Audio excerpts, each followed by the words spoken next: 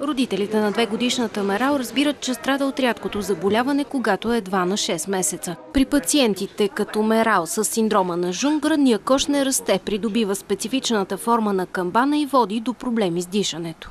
Тя се задъхваше. Притиска, органите притиска. Тя като притисне белия дроб.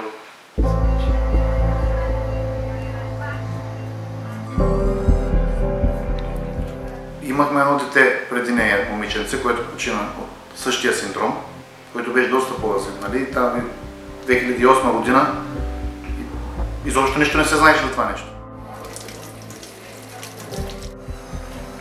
Направо се ни казаха, че нищо не може да се направи в България за това нещо и евентуално да търсим в чужбина.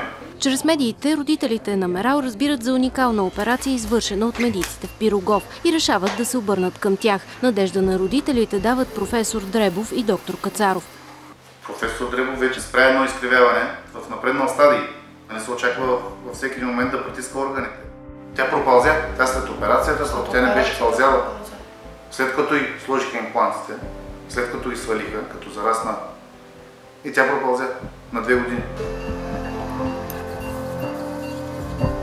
И като разбрахме, че има такъв човек, и сега, нали, се надяваме много хора да видят нас, защото със сигурност има други като нас, които са в безизходица, безнадежни, а пък ето, че много наблизо има хора, които работят много за това нещо. След близо 5-6 часова операция, медиците поставят на Мерал 2 титаниеви пластини. Ето, това е плаката, която ще използваме. Това е една от двете плаки. LCP плака заключваща от титаниев материал. Ще бъде огъната под определена форма на гръдния кош. Има резби вътре в дупките. Винтовете, които се нанасят в плаката, се заключват в нея. Това е LCP плака или Locking Compression Plate. което е основното наименование, тип Matrix. Швейцарски производител е най-високо качество.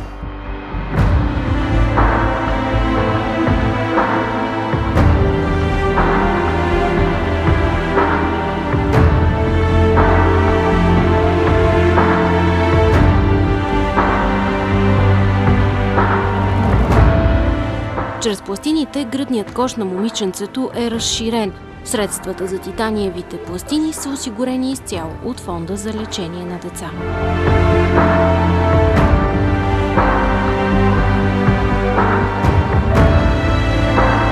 До израстването на пубертета ще се налага постепенна смяна на импланти.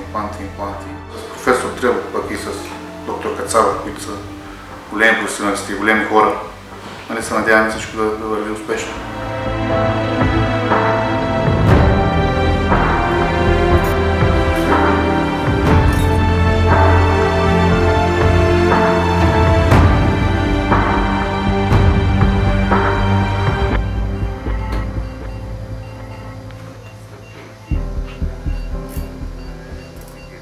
Мерал вече щастливо раздава въздушни целувки.